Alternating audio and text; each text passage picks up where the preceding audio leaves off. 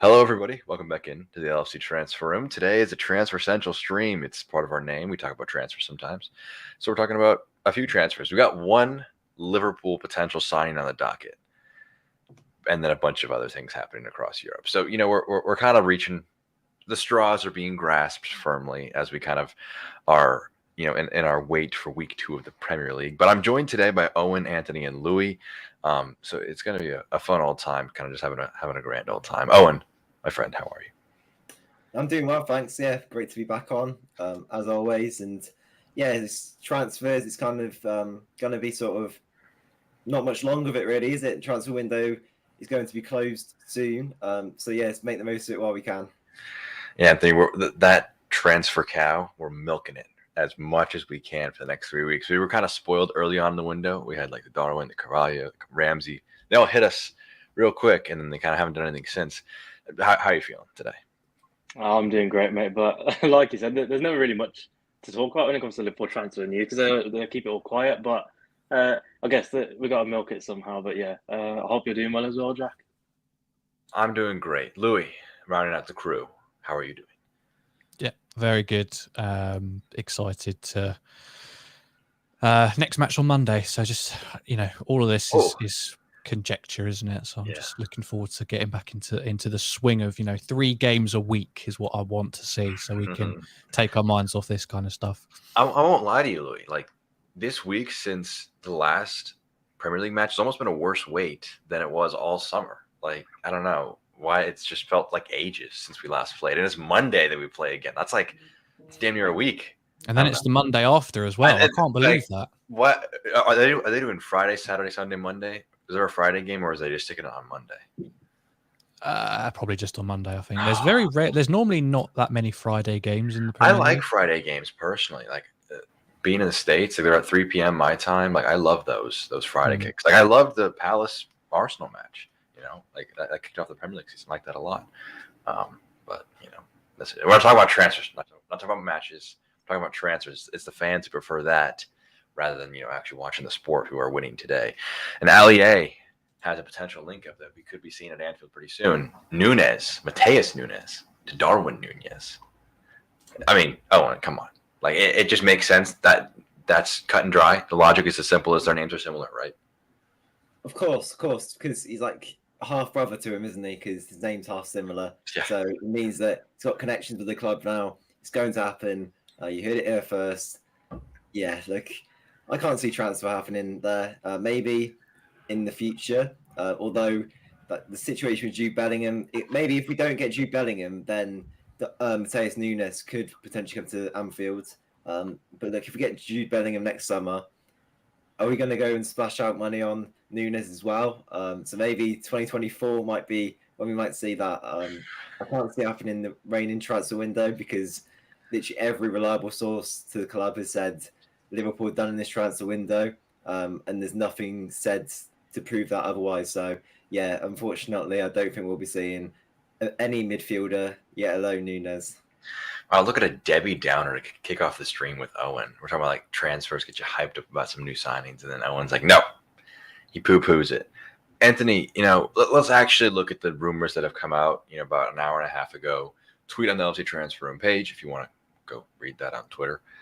From Correo de Mania, which is I also just butchered the last word in that name, just completely. I've pronounced it before because we've signed a lot of Portuguese players, but it was players in the Portuguese league.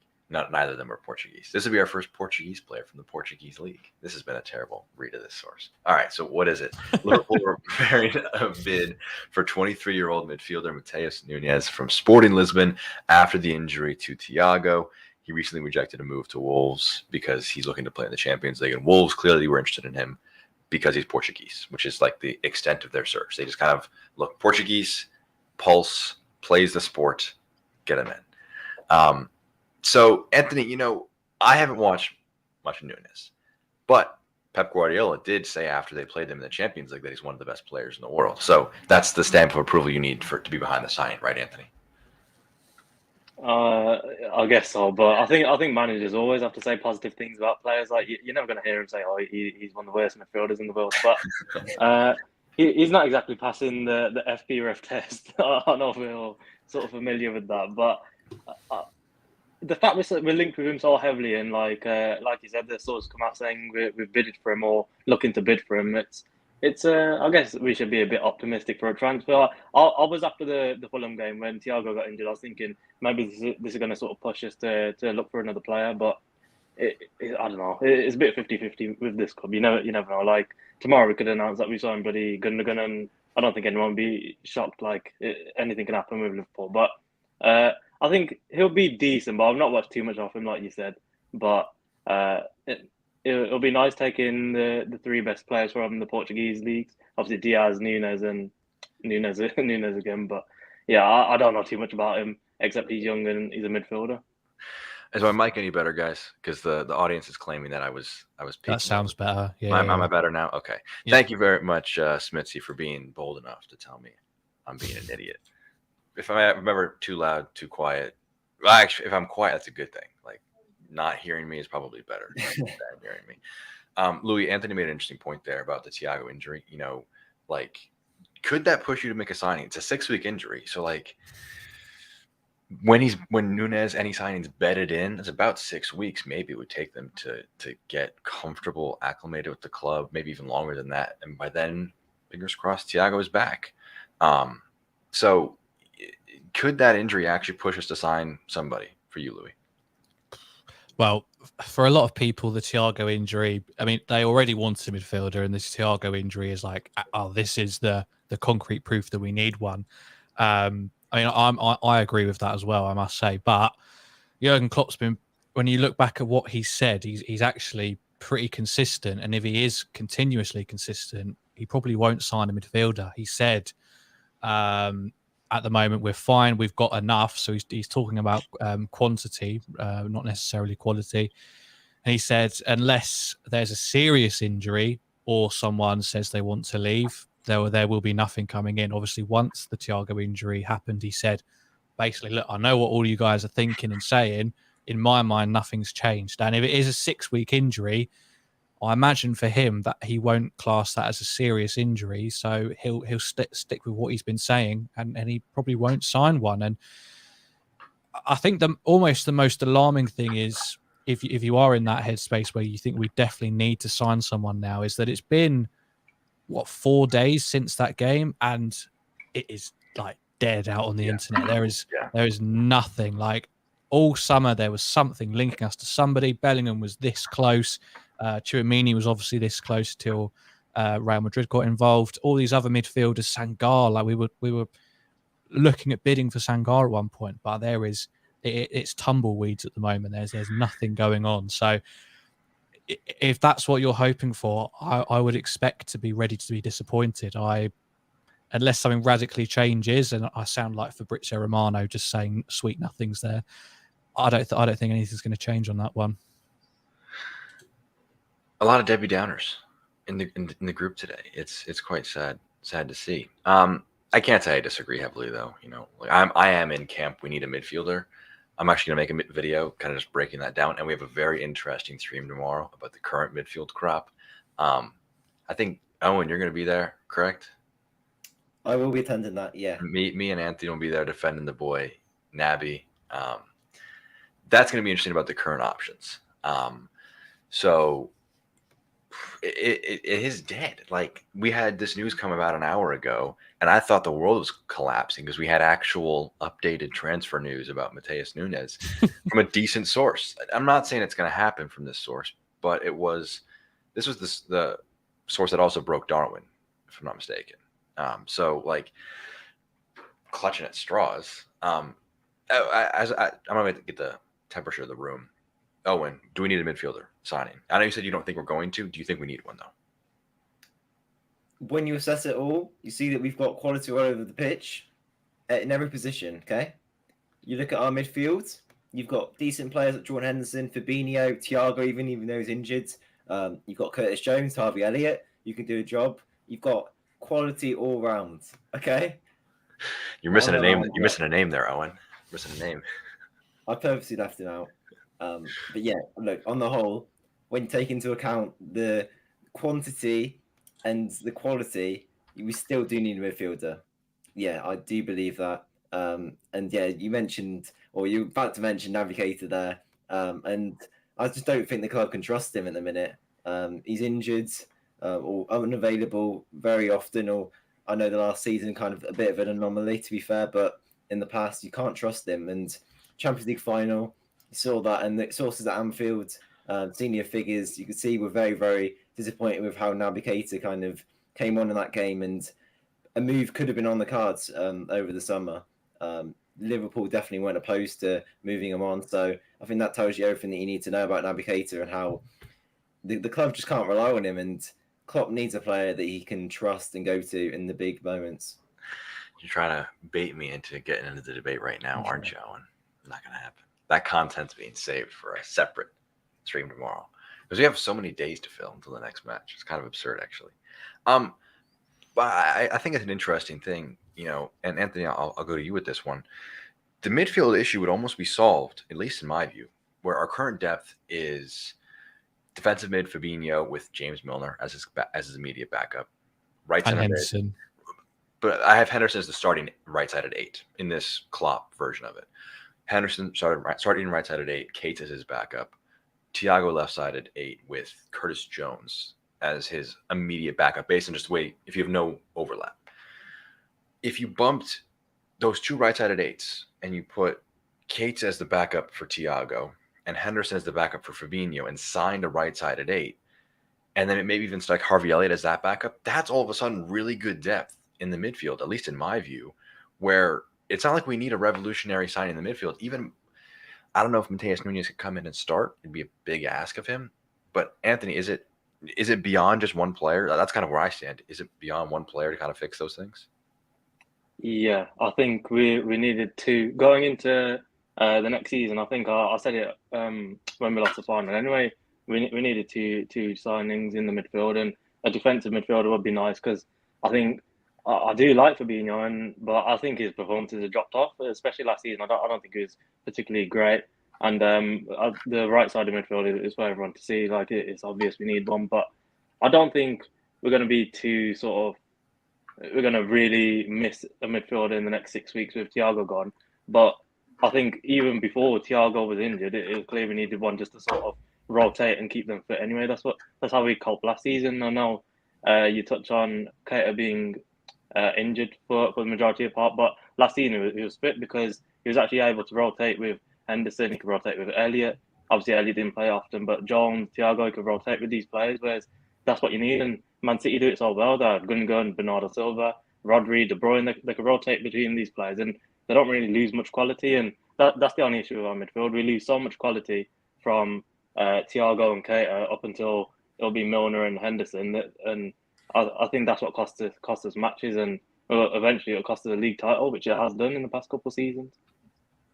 Owen's ready to just get into the scrap. He's just we're How are you including Thiago and Keita in the same sentence? Like, Owen, you're straying too close to the sun, my friend. We are having that debate tomorrow. Let's actually talk about actual, I think, universally agreed crap midfielders. Leapok saying we need to sign Fred and McTominay. You are not a Liverpool fan. You are a Manchester United fan trying to convince us to take off your crap players. I mean, does for you, Louis, does that add any sort of context, like seeing United's midfield? Like, all right, maybe we're not that bad. Like, we're maybe a bit below standard, but we're not that bad. Well, you could go anywhere with that, can't you? You could go to Accrington Stanley's midfield and say, well, we're not that bad, but, we're after different things, aren't we? I mean, United are, by all intents and purposes, aiming for 8th as a decent, 6th as a decent first season for Ten Hag. I think even that could be a bit of a reach. No, I mean, the biggest comparisons that I would pull to Man United, if we have to, is what's happened after this first set of games. Man United have lost, didn't do all of their summer business, and are now desperately throwing bids around. We've drawn our first game, got an injury to our midfield, and the fans at least are now desperately hoping that we sign a midfielder.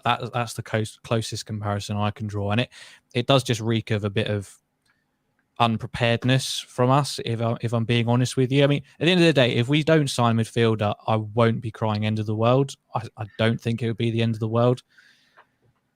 but it is almost a pretty decent warning sign that the world is shoving on us with Thiago picking up that injury, and it's only 6 weeks, thankfully. It feels like this is our warning sign to go in and get someone. Otherwise, as soon as September 1st hits, one of those starting three are going to pick up like a 9-month ligament injury or something, and that'll be the universe punishing us for not recognizing the signs.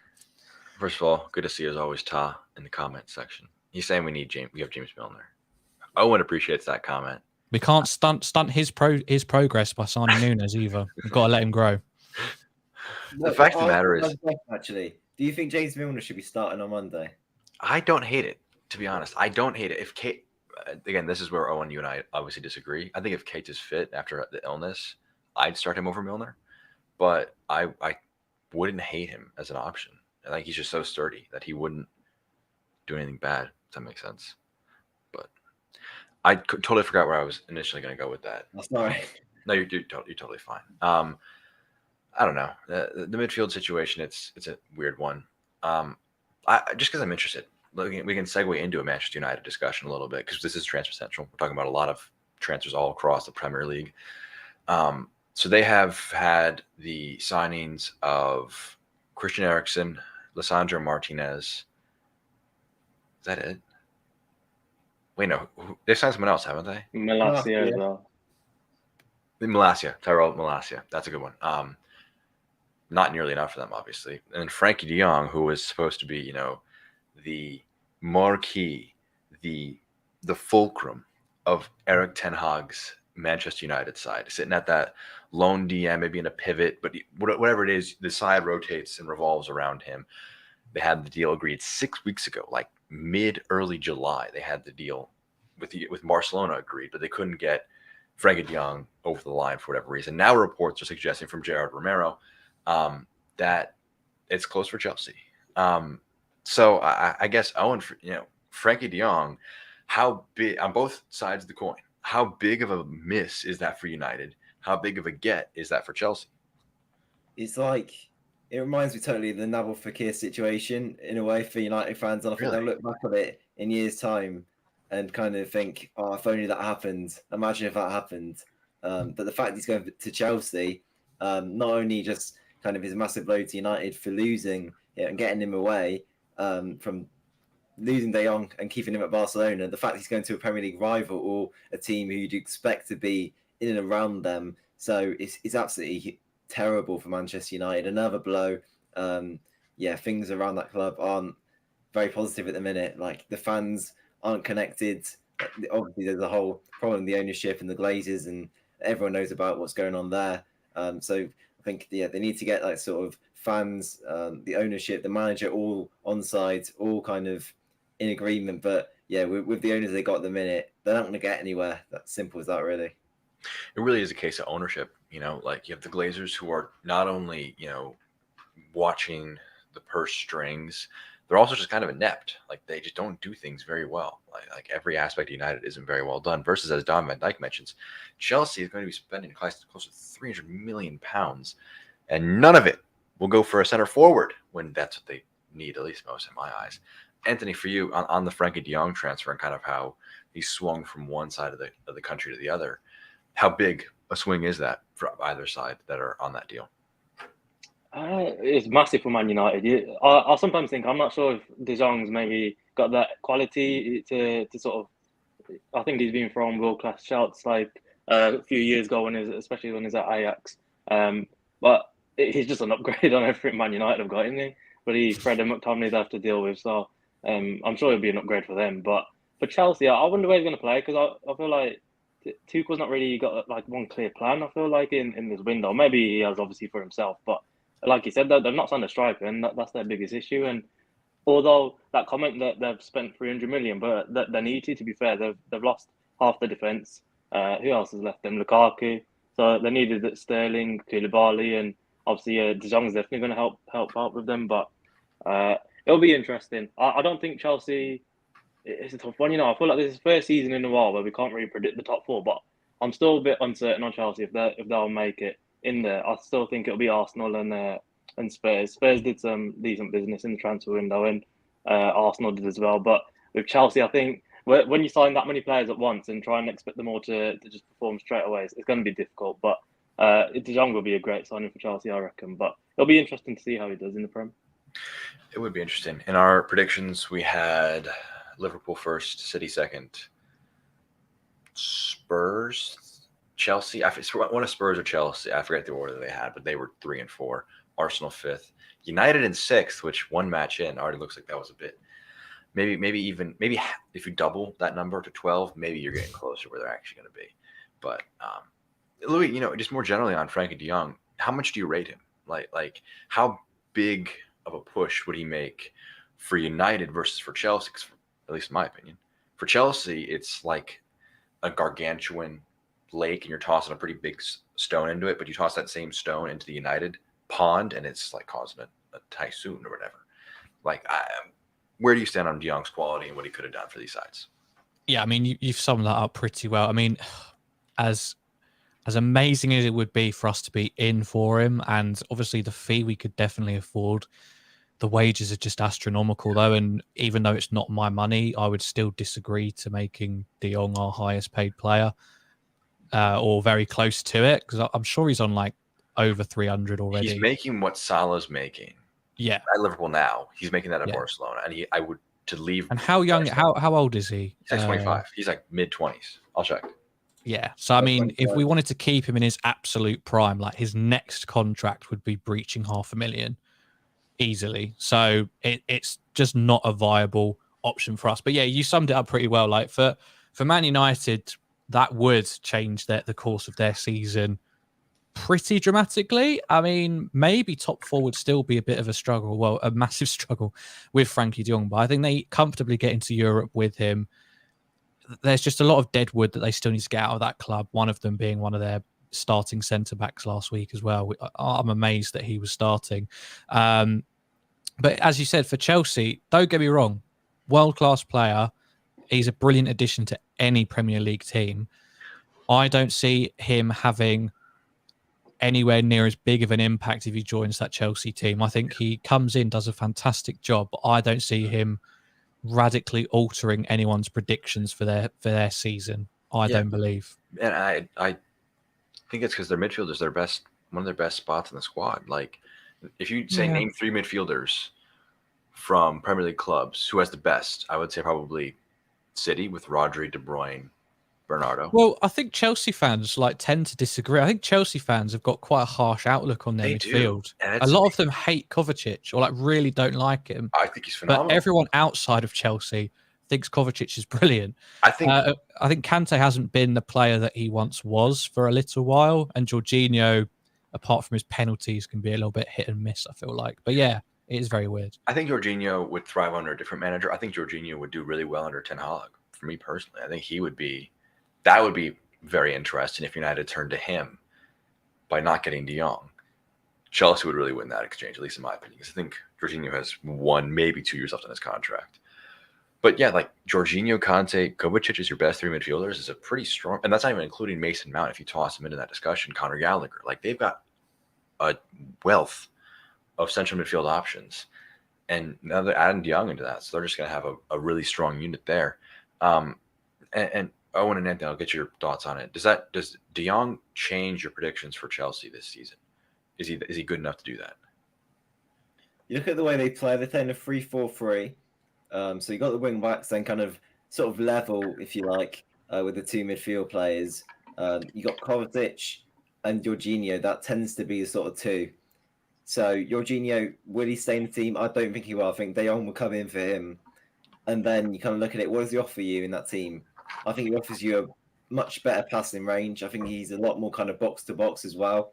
A lot more kind of agile, just better pace wise than Jorginho is. So yeah, I think he'll take Chelsea to the next level, if I'm being completely honest. I think they're lacking that kind of spark in midfield. I think Kante, he's kind of been past it now for a long time. So to kind of bring in that player for the future as well, because if you look at the age of their current midfielders, Kovacic, I think he's about 29, 30. Jorginho is not particularly old. Kante is like 31. So yeah, obviously got Mason Mount, but they want to play him as a part of the front 3.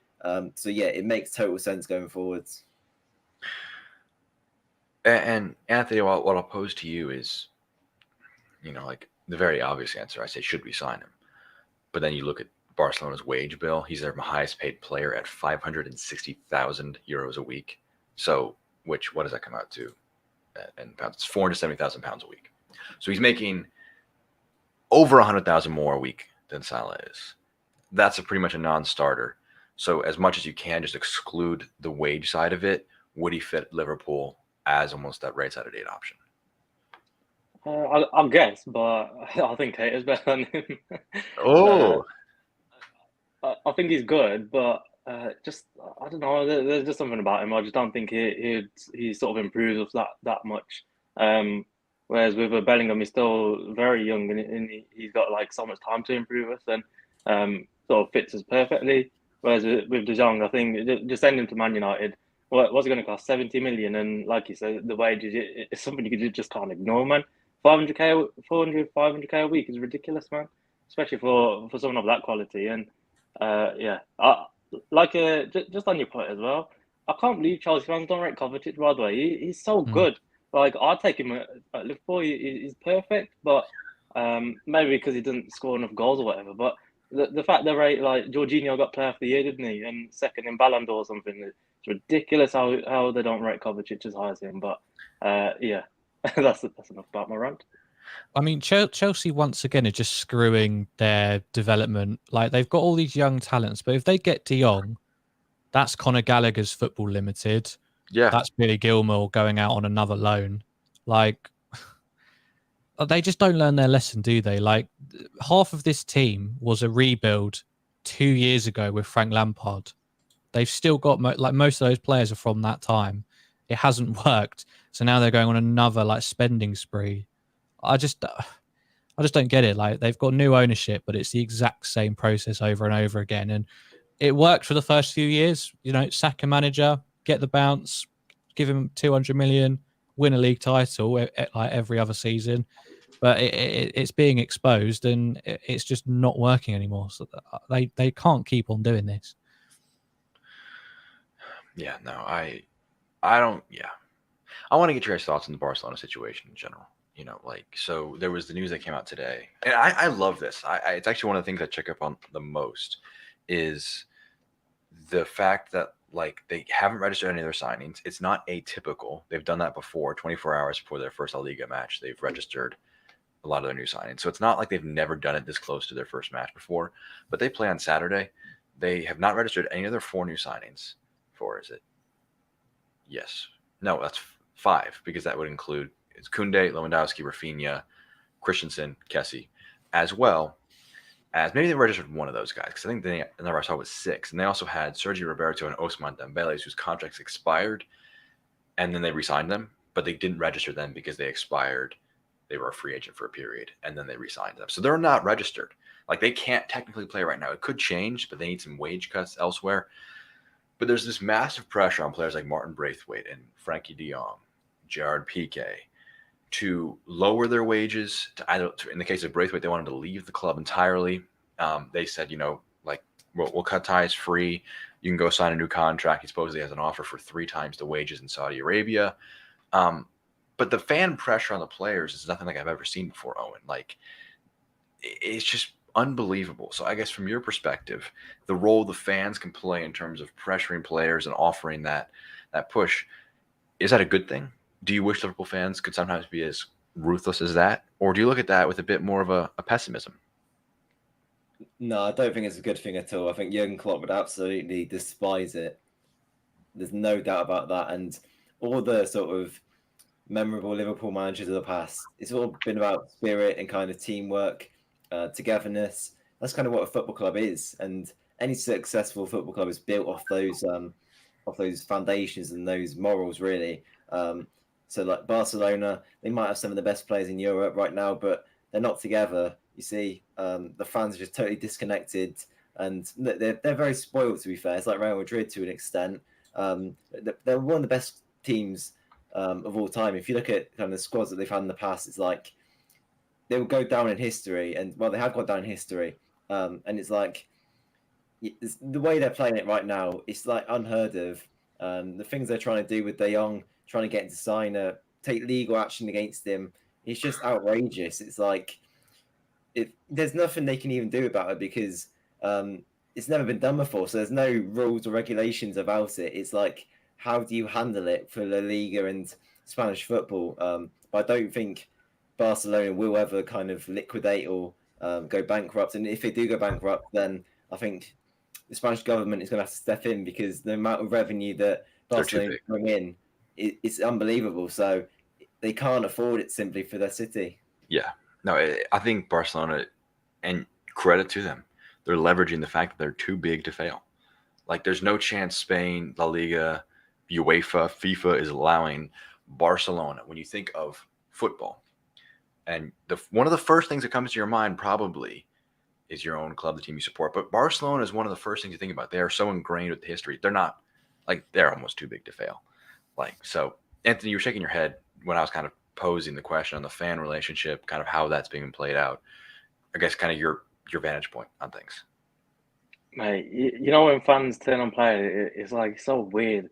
Like they even though like I say stuff about Henderson, I'm sure Owen says stuff about Kate, we still sort of like respect the players or have that level of respect for them. Like they're booing their own players. It's crazy to me. It's like with Man United as well. They boo Pogba all the time, and then they act surprised with it when they say like disrespectful things back to the club, and it's crazy to me. But there's a bit off topic, isn't it? Isn't it weird? Like the Man United fans are planning like protests as well for our Liverpool match again. Third season in a row, isn't it? Where they're going to have empty stadiums. But yeah, it's crazy. Honestly, Man United fans are just as bad as Barcelona, where they boo their players, they moan at them all the time and want them out of the club, and it's embarrassing. Honestly, like Owen said, if Klopp would never even stand for that, he'll call the fans out and. He did, didn't he? Remember when it was West Brom where we drew 1-1 and he sort of, not necessarily celebrated, but got all the players together to congratulate the fans, I guess, on staying to watch us get a last-minute equaliser for Origi. But stuff like that, it's like it's togetherness, and you don't see that at clubs like Barcelona or Man United. And there's like a political element to the way things are at Barcelona because they vote in their president and like the administrative side of things, which I can't imagine that makes Laporta or Bartomeu's job for him easy at all, because you have to like do good right now. It's very clear Laporta is just trying to deal with right now, the next election cycle, but he's not thinking about 10 years from now when they have had 10 years of like only 75% of their TV revenue, all that kind of stuff. I don't know. Louis, I'll let you kind of round out the thoughts on Barcelona situation because it's not really transfer related. Well, it is transfer related, but if I'll pose it this way, so it's a little different. If Liverpool began selling a quarter of their television revenue for the next 25 years, and they sold half of their merchandising branch of things, so they got less money for every kit they sold, to be able to sign Robert Lewandowski this summer. I'll just use him as the exact example. Where would you be sitting on that in terms of your comfort level, your angst with the club's future? I don't know. That kind of took me off guard, that question. I mean, what I wanted to say was about the Man United thing as well. Like, I think I think Man United, the Glazers, would love to have the Barcelona fans supporting them, because I think, yeah, they boo their own players, but Barcelona fans just seem so docile to the way that the owners are running their club and their financial situation. Like that, they are. I mean, maybe not the ones who actually live there and are like actually born and bred Barcelona, or at least in Spain. But I feel like the ones who live in England have for some reason decided to support Barcelona. Nothing against global fans, by the way, but I just think living in England and supporting a Spanish team, a Spanish giant, is the most trophy hunting you can get. I think that's a different level. They're just so deluded about it all. They're like, no, it's fine. Like, they know what they're doing. We're going to get out of it. Like, they're going to register them all on the last day. There's no problem with it, like what you said. But they're asking Busquets and Piqué, like 2 living legends for their club, to take a pay cut. Like, things are not fine and it's not being well run. They just don't care. And it's all going on to the players, which is ridiculous. I feel terrible for Martin Braithwaite. He was living his dream and now he's being lambasted out of the club for fear of being bloody murdered at this point. So I don't know what's going to happen with that one, but you kind of answered the question I had, Louis, because like I talked about the fans relationship. Liverpool fans aren't like United fans or Barcelona fans. We wouldn't be so blindly supporting these owners' tactics, which are just clearly to just get more money for the club. It's unbelievable. No, if we had FSG done their fair share of wrong, nobody on this channel is 100% behind them or whatever. But if they did anything similar to Man United owners or Barcelona owners, they wouldn't be here anymore. I tell you that now. Like, what they've done is nothing in comparison to those sets of owners. But the reaction that we've had against that has been monumental. And like the level of anger now because FSG won't open their purse strings to sign a midfielder is I'd say pretty massive. Like, I think Twitter especially is a pretty toxic place to be right now. I think as soon as we beat Palace next Monday, that changes quite quickly. But you see that so offhand, like it's such a guarantee. I'm not worried, but like Owen mentioned starting Milner in midfield. Like Twitter, if we don't beat Palace, will be like this will be radioactive. This will be radioactive. Well, I said this yesterday. Like, obviously the topic of the conversation is changing quickly now. But if we don't sign a midfielder, we're just painting a target on our back. Like, regardless of if Klopp thinks we need one, or Pep Linders thinks that Alex Oxlade-Chamberlain can come back and revive his career. If we don't sign one, they're painting a target on their back for any time we lose a game or drop a point or get knocked out. I've said this for the last couple of streams now. So if you're in the live chat and you've been here for all of them, I apologize for repeating myself. But they almost just need to sign one to shut us up and take that excuse out of it.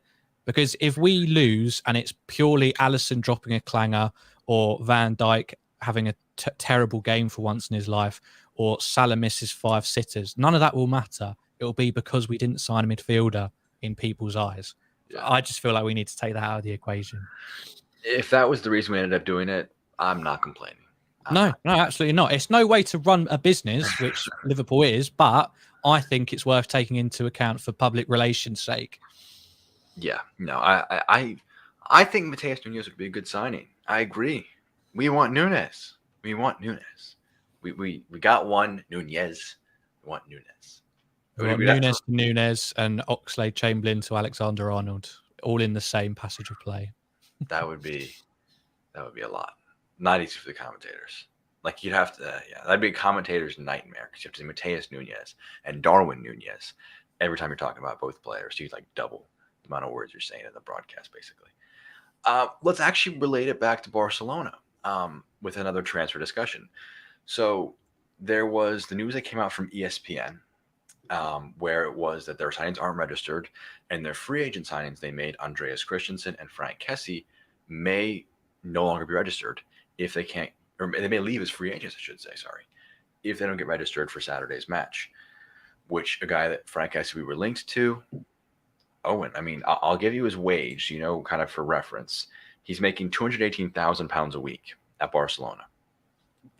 Is it that? Oh, which is £2,000 a week off of our second leading earner in Virgil van Dijk. So with that big caveat in mind, yes, like you're taking no transfer fee, paying more in wages. You can bring that into it, but as a player, could he be a good signing for us if he leaves in this extraordinary circumstance? I've never seen anything like this. I don't think any of us have. It's just unbelievable. The fact that we're talking about a new Barcelona player who hasn't played a single competitive game about potentially joining Liverpool is like, it's just hard to put into words, to be honest with you. And the fact they put him on that high of a wage is like, if you put him on 150k to Barcelona, dream club, is he going to say no? And if he does, then ultimately he's there for the money. It's like Liverpool. I love that wage structure that FSG have built. There's many things about FSG I don't like, but the wage structure has to be admired. And yeah, it's just so stupid how Barcelona are chucking away this money like needlessly where they don't have to. But yeah, going on to the question, if Liverpool were to potentially be offered him, on a free transfer, if it was for less wages than that, then yeah. But 280k per week, nah, not at all. Yeah, you can go and find another club. Yeah, and just for clarity's sake, I don't know if I mispronounced it, 218, so 218,000. So not Okay. 280, not 280. That would be extortionate. Like that is near, that's close to Salah, and that's he's not Salah. That's all I'll say about that. The wages are loading up here because I want to offer for reference who actually makes 150,000 pounds a week at Barcelona, because I think it's going to probably stun all of us when we see like what name is actually making that much money. All right, come on, you're letting me down here with how slowly you're loading. All right, making 150,000 pounds a week. Jules Koundé making 150,000 pounds a week. Now that surprises me. Pedri, 150,000 pounds a week. Ter Stegen, 145,000 pounds a week. That surprises me. Those are good salaries. They need to get him back to that level. That's pretty good. It's Pedri though for that sort of money. He's like 18, isn't he? He's kind of want him on a bit lower than that. Kind of maybe wait another year and then offer him a bigger contract. That's a 4-year deal that they got him on that wages. That's pretty solid, I think, because then you take the leap in 3 years, from 2 years, 3 years time when he's 20, 21. Which one hasn't signed a deal? Is it Gavi? It's Gavi, and that's what I thought we've been linked to. He's making that could be interesting. That could be interesting. 3,000 pounds a week right now. That guy's living in the slums. I think Bajcetic is probably making more because he's just signed a new deal. Yes. Hey, Gavi, you see Bajcetic? Go make his kind of cash. I would love us to sign Gavi. I think he would be a phenomenal understudy to Thiago. I think that's something interesting with what's going on with Barcelona. Like, what's going on, the way they're trying to treat Frenkie de Jong, the way they're trying to treat some of their legends. Like, if him and his representatives have got any kind of sense about them, they'll think they don't give a shit about like legends, let alone me. I need to get out of here. Even if he is like a diehard Barcelona fan, if he's got sense, he needs to get out of there quickly if he wants to fulfill his career. So it could be something to watch out for. And his release clause was something like 35 million pounds, something like that. It was, I don't know if that's the exact number, so don't quote me on that, but it was reasonable, whatever it was, even for is he 18 yet or is he still 17? He's still 17 according to this. When's his birthday? I don't know. We'll assume he's 17 and a half, just split down the middle. Gavi, Kessie, for you, Anthony, are you taking any of these weird Barcelona outcast, like financial trouble midfield signings we could make? Mate, same view as Owen, honestly. Kessie, I don't think he's that good anyway. And Gavi, I'll definitely take him, whether it's this season or next season on a free. Like, £3,000 a week, I think probably every top club in the world would probably be after him, to be fair. But I think we're more for an attraction than most teams nowadays. And it's you know what? It's always crazy to me that people or players still choose like Barcelona, like Koundé choose Barcelona over Chelsea. It's like I don't get what's so what's so attractive about Barcelona nowadays. It's not like they've got Messi, Ronaldinho anymore. Is it? They got who have they got? Lewandowski, Rafinha. Well, not yet. They've not came in, but it's like they've got bums across the pitch realistically, and they're getting old, and I just don't see a long-term future for those sort of players. And I guess when you're growing up, maybe they sort of watch these Ronaldinhos or whatever, and that's what they want to play for Barca. But as of right now, I just don't see what's attractive to them. Obviously, we know what sort of mess they're in as a club, like financially. So, like you said, if Gavi's got any sense, then come to Liverpool, mate. I'll tell you exactly why it's so attractive to go to Barcelona, because you can get married at the new camp now. What more could you want? It's a dream wedding, isn't it? A dream wedding destination. Well, someone in the comments said that PK said he'd play for free, but I'm sure that's not the case anymore now that Shakira's been done for tax evasion. Like, I know they're getting divorced, aren't they? But I'm sure they would have, worked something out mutually. But she's going down the pot, so he can't afford to be passing up on those sorts of wages. What's Shakira facing? Like prison, or is it just like heavy fines? I think it was quite a big sentence in prison, wasn't it? I think in Spain it's a massive deal. Yeah. Jeez. I know there was a few years back, there was like the Ronaldo and Messi like tax evasion stuff. That was pretty big. I haven't been following that much. That's pretty funny. At the end of the day, like, I get the pull of Barcelona. Like, you live in Barcelona. Like, that's one of the best cities to live in the world. A club that's steeped in history. Not officially, though. You live in Monaco officially. Oh, do you really? Wait, is this like a bit, or is this like... If you don't want to pay taxes, then you live in Monaco officially. There it is. All right, I'm with you now. You live in Barcelona, Monaco. You live in a very lovely area of the world. You play in a stadium with, 90,000 people? that's an immense atmosphere. The Camp Nou is maybe Owen. I don't know if that's a destination wedding I have in mind, but it's a pretty nice place to kick a football. I do have to say, that'd be pretty cool. Like you pay like I don't know how much you would pay for it, but like before the match, you get a five-a-side match with just kids. They get to play in front of a full Camp Nou, just like at halftime. You make them pay for it. The parents pay for it. Get them €1,000 a kid. You get 10 kids in there and a five-a-side. Maybe you get a full 11 on 11. Each kid gets like 2 kicks of the ball during halftime. That's like what, €22,000 a match? Come on, you should hire me. I got these creative accounting ideas. There was, speaking of creative accounting, I don't know how much to buy into it because like there's so much conjecture about the journalism around Barcelona, but there was the rumor that part of the 6th Street deal that they made, they paid €150 million to themselves to increase the value of the sale. Now that money no money changed hands, but the sale was 650 million euros rather than 500 million. But they didn't actually get 150 million euros from themselves. So it's like it actually was worth 500 million euros. They actually have to pay more in taxes now. That would be very funny if that actually was the case. I just love this situation so much. It's just so funny seeing like everyone talk about it. Louis, did you give a verdict on Gavi and Kessie if we should be signing either of them if anything weird happens?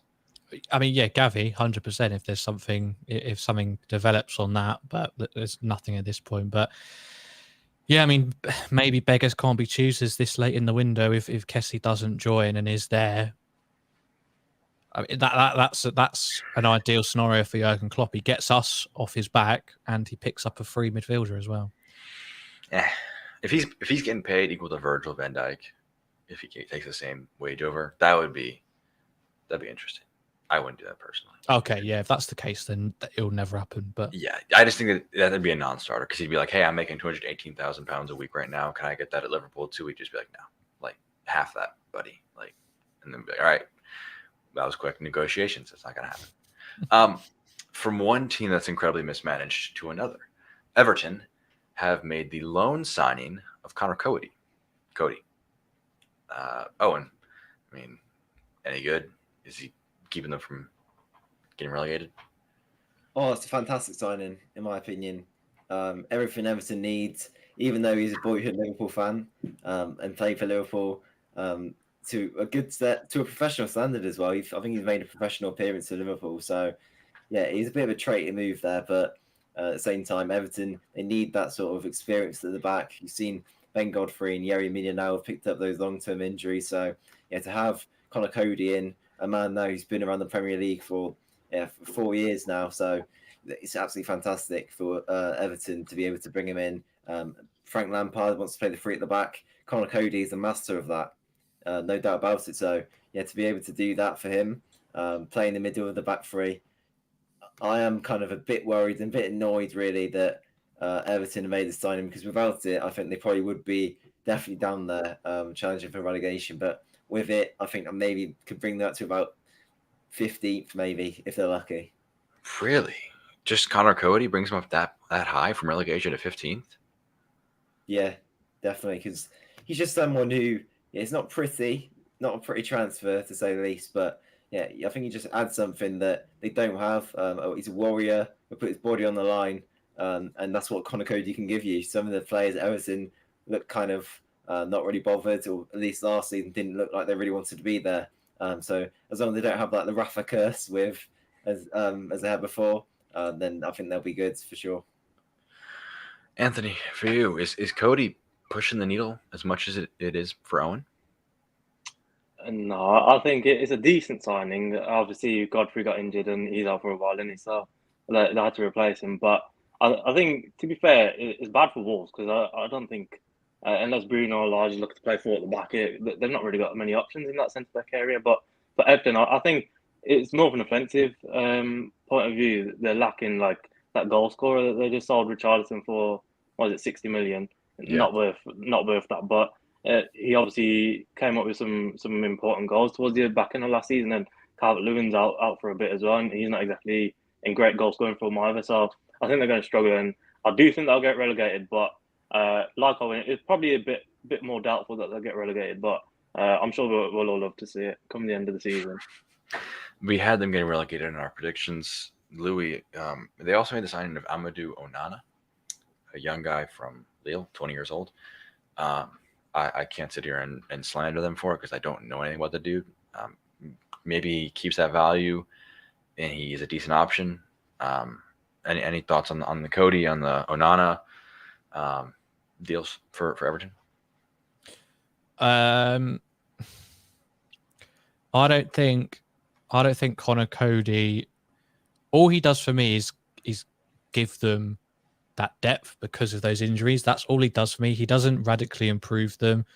Even if they are switching to a 5 at the back or a 3 at the back, however you want to say it, Wolves are just so much more of a better team all round, and they've got it's pretty well known that Cody is better suited to a back 3, which means he's not that good in a back 2, which is why he hasn't really been able to take off it on the international stage necessarily, and why he's been loaned away, because I think Bruno Lage doesn't want to. I think he wants to play with a 4 at the back, and if that means you're loaning your captain out, like loaning him out to a relegation threatened team, I think that tells you a lot about his true ability outside of a team where he is well protected. So I can't see it being a massive success, but he could easily just do a fine job. I don't think he radically, again, similar to De Jong going to Chelsea, but even less so. I don't see him massively altering the course of their season beyond just filling in for those injured players. But same with you with Onana. Like, I'm not an expert on him. All I would say is that how highly rated he is and where he could have gone this season, I think he's probably just seen the first big money move he could make and has jumped ship, and his representatives have kind of just jumped ship. One more year where he was a quality team in their league, at least. Next year he'd be looking at some massive moves, and now he's stuck under Frank Lampard at Everton. I think that'll be an interesting one to see. I'm pulling up last year's league on standing. So, Lille finished 10th. I thought they win a title recently. No, that was it was Lille, wasn't it? The one before. Yeah, they finished 10th last year, and they finished 10th. I don't understand what happens in France. I have hey, my boys Clermont. They stayed up by 4 points. I have a save with them on Football Manager. I've won Ligue 1 3 times in a row now with them. They stayed up in the league. I was gonna say, because it's a guy going from what was a top side in France to a relegation threatened side in England. You know, as fans of English football, we're almost on the right side of the fence when it comes to the finances. That guys like Scamacca going to West Ham, Onana going to Everton, these mid-table, lower-table sides, maybe West Ham that's a bit harshly mid-table, but these guys who are good players in other divisions, Gonçalo Guedes, another guy we're going to talk about, going to Wolves, like talented players going to battling mid-table sides in the Premier League because money's just there. Like, it puts us as a league.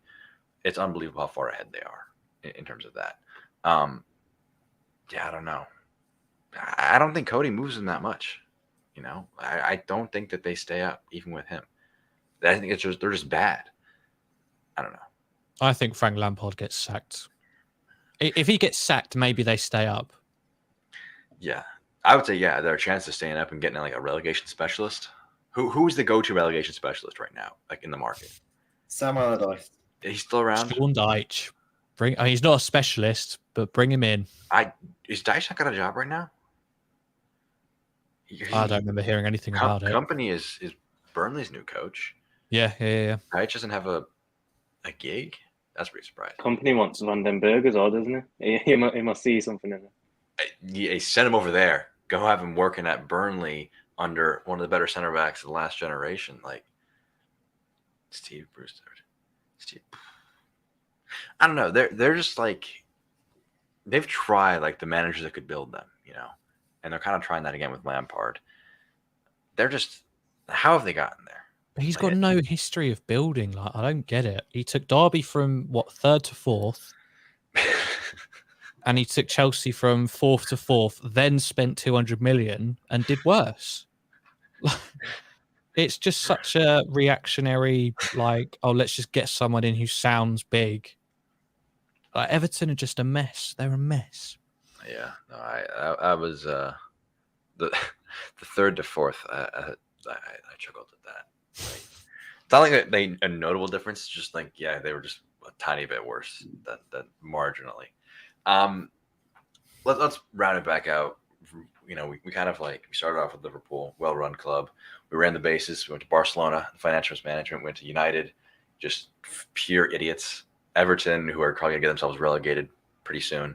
Let's bring it back home, Liverpool. And the name that is being used as justification for not signing a midfielder is that we don't want to take the place in the squad for Jude Bellingham. And Don Van Dijk here makes a point that I've thought about a number of times, which is that this is the current price, 130 million euros, 102 million pounds is the current rumor price. I don't think that conversion's right. I think it's 120 million euros. But regardless, it would be a 9 figures in terms of pounds move, which is moving worlds. That is, it'd be breaking our record transfer for a second time in 2 windows. Owen, is that as nailed on in terms of you expecting that to happen? Dortmund say he has the go ahead. That's the price. You pay him that. He's yours. Do you see Liverpool paying that? Like, to be honest, I wouldn't have thought Liverpool would have paid that before the past probably 6 months, where kind of every Liverpool fan is kind of convinced me that Jude Bellingham is the answer. Jude Bellingham is the one player that Liverpool need to get, because totally, I wasn't on board with the idea of bringing him in. I thought he's not really a Klopp player doing that deal, which is going to be very, very expensive. But look, signing Amadou Onana has kind of showed that we're willing to spend mega bucks if the right player comes along. So if Klopp's got his eye on Jude Bellingham, no midfielder this summer by the looks of it, what's stopping us from going and getting him next summer? I think from what I've heard, he's like a big fan of the club. Although there have been links with City over the past few days, which are a bit concerning, can't lie. And imagine Manchester City with Jude Bellingham in the midfield. Like, that is unbelievable. Game over. Not depth, but yeah, they're going to win the Champions League. They're going to win everything. So it's very scary if they do manage to get their hands on him. But no, I think it's written Liverpool over it, isn't it? Really? Yeah, I want to agree with you, and I don't want to make Jen mad, because we're making Jen very mad by saying that we're not going to sign. I'm not saying we're not going to sign Jude. Sorry. And Jen's confident. Her sources are telling her not true. Not true. Anthony, I'll put you in the shoes of Jude Bellingham. You know, you have you're not a fan of Liverpool, but you have they have a soft spot in your heart. Is that the phrase? Something that you like them a little bit. But City are also willing to pay the same price. They're paying you better wages, putting you over 300 grand a week. So you take less money to work with Klopp. Not a guarantee you're working with Guardiola. Which project in 2023 could appeal more to Jude Bellingham if a bidding war was to ensue? I don't want to break Jen's heart here, but I think City's probably more appealing at the moment, just because. But I don't know, because I think as soon as Bellingham comes in, he'll sort of a nailed on starter. Whereas at City, they can spend 100 million on a player, and he'll be warming the bench for the next couple of seasons. But I still think he'll join us next season. I don't think the club's going to sort of wait out a whole season for a midfielder in Bellingham and not have something prepared. I know we said that for this season, but there's just something about Bellingham. I think everyone can see it. Even like rival fans can sort of see he's got Liverpool written all over him. And is he worth the money? I think as of right now, as a player, he's definitely not worth 100 million. Like, he's probably doesn't even come into our starting 11. But you're investing for the next bloody 10, 15 years, aren't you? And if you break that up, you'd rather spend 100 million on a player now for the next 10 years than having to replace one for 50 million or 60 million in the next sort of 3 windows if it doesn't work out for him. So I think it's a great signing, and if it does happen, obviously homegrown as well, it helps there. I think we struggle a lot with that in our club, but yeah, it'll be a great signing, and it will definitely help us towards winning some titles. We relate softly to Bellingham when he was making the move from where was he first before Dortmund? Birmingham. Birmingham. Yeah. Thank you. Spaced that completely. So we were linked a little bit there, but it made more sense for him to go to Dortmund to the side that actually would pay him, or play him, not pay him. If we don't sign a midfielder this summer, and considering how long we've been linked to him, and the fact that he just seemingly fits so well with Klopp, but a bidding war ensues next summer. It's Chelsea, it's Real Madrid, it's PSG. Did I say Manchester City? If I didn't, them as well and us. So about 5-6 clubs in there who are tossing their name in the hat, willing to pay over £100 million. Is FSG sitting at that auction table outbidding everybody, considering how long we've waited for him, considering we've put off our plans for him?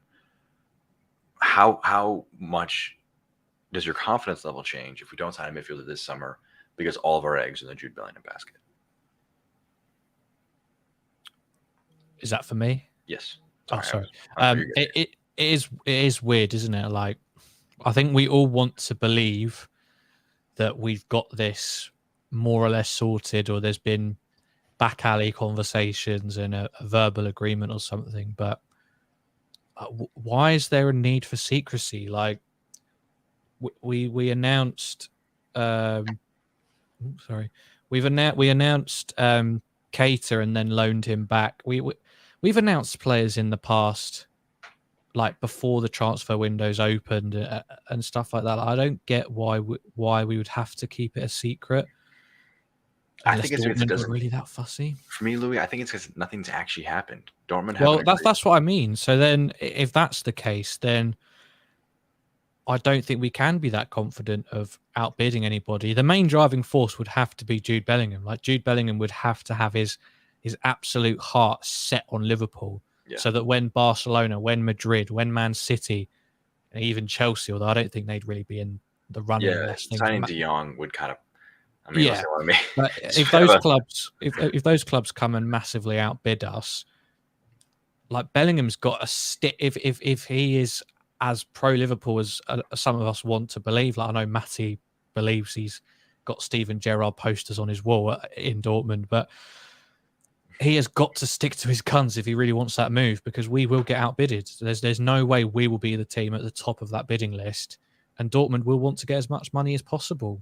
So the only party that can guarantee it happens is Jude Bellingham, by saying, I'm not moving anywhere else, otherwise I'll wait and I'll go on a free or something like that. I know that's a long way away, but he is the one who's got to decide, and then that just puts into question how much do you trust Jude Bellingham to choose us and only us? I don't know.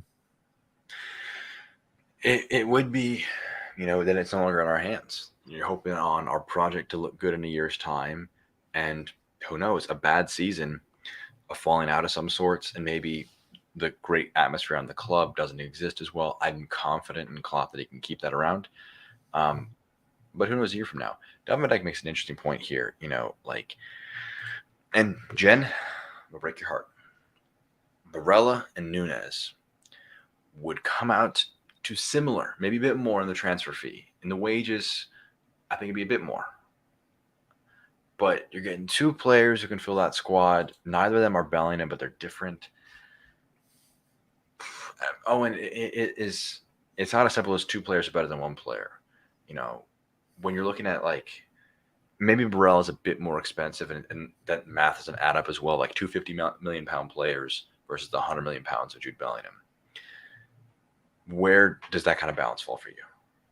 It's a no-brainer, and it would be to bring in Nunes and Barella, because then you've got two spots in the squad that ultimately are there. Jude Bellingham, he's the future of the club if he did join, but I don't think he gets into starting 11 right now. I don't think he walks in at all. So, when you look at it, you've got Barella. He can play left-hand side even, play that sort of, because Thiago, who's not going to be, like, he's injury-prone and he's 31 now. So, yeah, that's another player you could have there. And then Nunes as well, another kind of playmaker. Well, obviously Barella isn't that sort of player, but Nunes is that kind of passing. It's kind of similar to Sporting, obviously not current, but Sporting Bruno Fernandes in a sense. So, I think that would be a really, really good deal. And Bellingham, it's a lot of money, isn't it? It is a lot of money just for one player. And there's no guarantees. Like, there's no guarantees he comes and he's absolutely unbelievable. So yeah, it is a big risk bringing him in. And also just having all those eggs in one basket, that he's a talented player, no doubt. Great talent. A freak injury prone, doesn't develop as well as you'd want him to. Like 2 players just widens that safety net a little bit more, and it makes the cost of failure just that much less. I want to talk about Barella in specific. There hasn't been too many great links, except for maybe the occasional weird journalist saying Klopp likes him. And I mean, it's unsurprising. Klopp probably likes a lot of good players. For me, Barella is one of the most signings that would make the most sense. He can play as that right-sided 8. He's got the defensive ability to play there. He can unlock a defense really well. His passing range is very strong. In those tight spaces, he's good. He could play as the 6. Like, you don't want him to play there, but he could. He's played there under Conte. He's played there for Inter. So he could be a backup for Fabinho, maybe even the long-term heir of Fabinho. So you can still play Barella at the 6, Bellingham as the right-sided 8. So you could have them both coexist. And then, as you mentioned, Owen, he could be the heir to Thiago. He could literally be the replacement for 3 different players. And what that means is maybe he pans out really well in one spot, you sign someone somewhere else. Maybe you have a great signing that you make, or a great development that happens in one spot, you move him somewhere else. So that versatility across the midfield, I like a lot, and I think would make a lot of sense. But clearly, just there's a price difference that exists, and he doesn't want to leave Inter. But Anthony, for you, on Barella, he would be probably the guy that would be the most at risk with his signing would be our boy Naby. So kind of putting aside our fears of our friend getting the axe, Barella, your thoughts on that potentially? Mate, I think you got to move on to Louis for this one. I've never watched Barella play. Louis, back up Anthony. So Anthony's not a Barella expert. Tell me, you're my resident Barella expert here, aren't you, Louis? Not an expert, but I think he'd be an excellent signing. Very capable of being relatively versatile as well. Like, I think at a push, he could do a decent job at number 6 if it came to it. But certainly as a right or even a left-sided 8, he could do either of those jobs, being slightly more box-to-box, or even at times, controlling the game, being that player that keeps things ticking over. He's got a lot of traits that would improve upon our midfield relatively quickly. And again, this is where it's all a bit tricky, because there's just been nothing concrete about us with him. It's all been pretty up in the air and no reliable sources. So why are we not in for a player like that? I could never tell you. You'd like to think that there are reasons behind it. I don't know what his wages are like. Don't know what his personality's like. You'd like to think that we have been keeping tabs on someone as good as that. But this is one of those things we may never know. And I think a lot of people maybe jumping to conclusions a little bit too quickly that, we've seen him and just decide that he's absolutely not good enough. I don't know.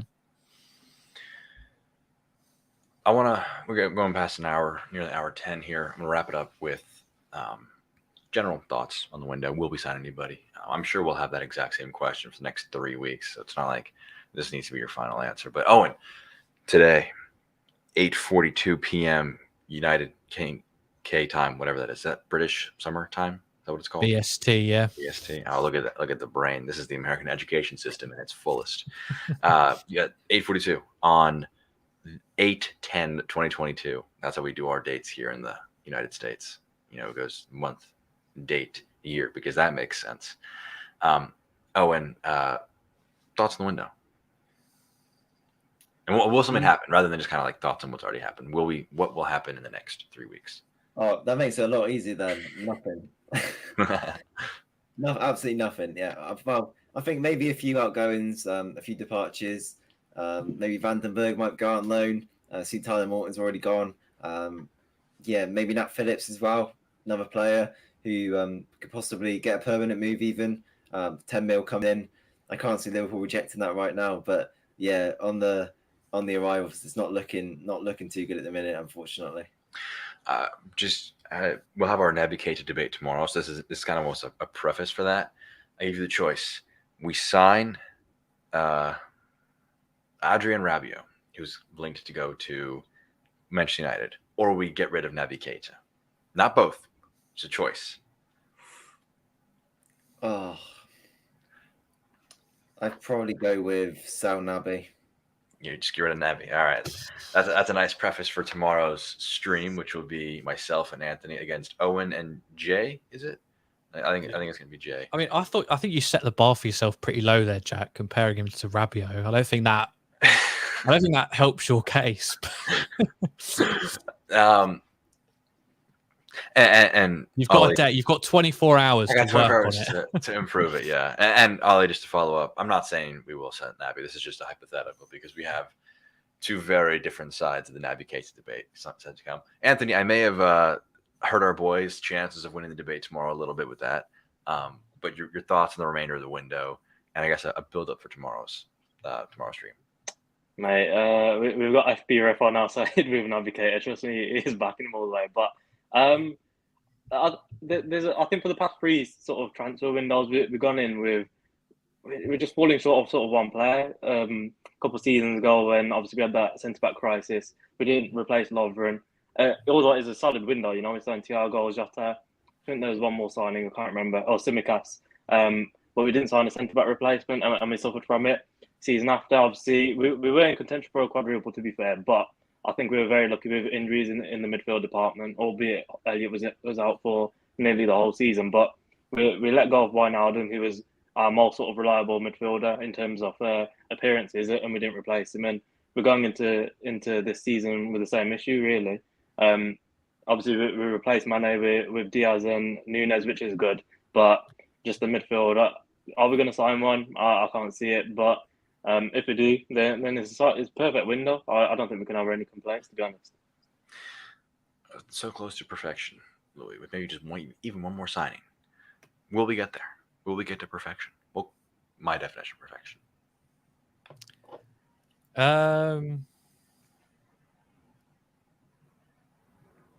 Well, yeah, I think Nunes probably would get us closer to perfection. How much? I mean, it's small margins, isn't it? We're talking, if the season goes the same way, we're talking about needing 1 or 2 extra points. Do I think Nunes could give us that? The player we're most closely linked to? Maybe. I mean, that's the interesting thing, isn't it? Like, there's no guarantee Nunes would have won us that game against Fulham.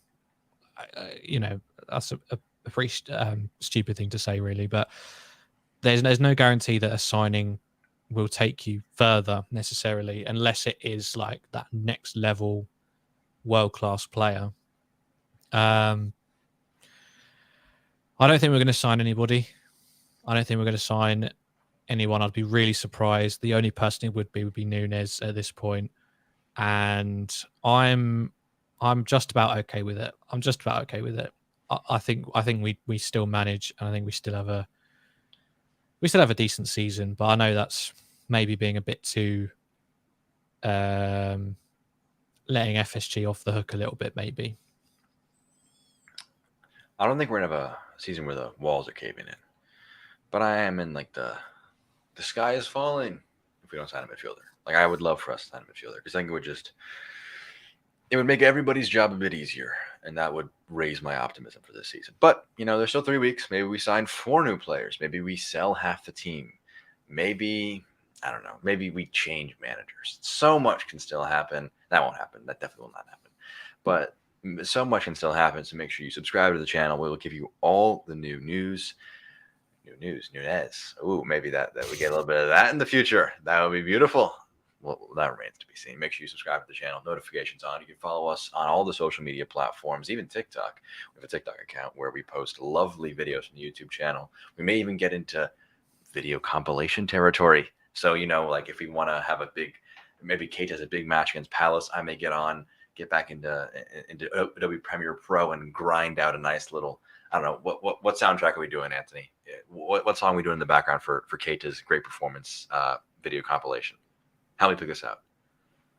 Oh, you put me on the spot. I don't know. All right, here's what we'll do. We'll think about it. Tomorrow we'll kick it off with what song we will play. You know, I'm very excited for this compilation. Now that's gonna be on TikTok. So make sure you follow everybody, or all of our accounts on TikTok. And follow us with all our @. Louis, you removed yours. So where do we want to find you, Louis?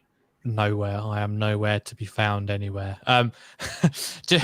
Just before we end, I need to just call out one of our. I won't put him on the thing, but one of us has repeatedly said that we need to get Mohammed bin Salman to adopt us or buy us. I just want to say Mohammed bin Salman tops the list of human rights violators worldwide, and that is all I will say. Okay, and if that doesn't stop you from posting that multiple times per stream, then I don't encourage you to continue watching us. Thank you. Good night. Yes, I'm not sure that Jurgen would dig that. That's how I'll phrase that. But that does it for today's Transfer Central stream. Let us know if there's any transfers you want us to review, any videos you want us to make, and we will make them. So for myself, Jack, for Owen, for Anthony, for Louis, that does it for today's stream. We'll catch you next time.